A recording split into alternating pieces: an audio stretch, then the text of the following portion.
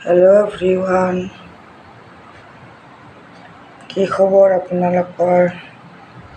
আশা কৰোঁ সকলোৱে ভালে কুশলে আছে আৰু ময়ো আছোঁ। আজিনো মই দুপৰীয়াৰ সাজত কি বনালোঁ আপোনালোকক দেখুৱাবলৈ এয়া সাজু কৰি লৈছোঁ। যিহেতু খাবই লাগিব, কৰিবই লাগিব, গতিকে সদায়ে মই দুপৰীয়াৰ সাজটো আপোনালোকক দেখুৱাই আহিছোঁ। এয়া আজিনো মই দুপৰীয়াৰ সাজত কি বনালোঁ।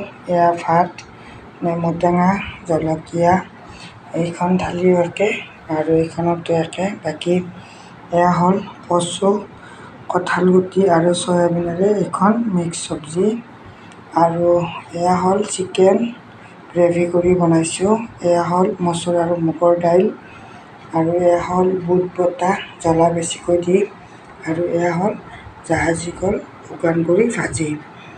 বিশেষ নাই, এনেকৈয়ে আজি দুপৰীয়াৰ সাজত খাম বুলি সাজু কৰি লৈছোঁ, লগতে আপোনালোককো দেখুৱালোঁ।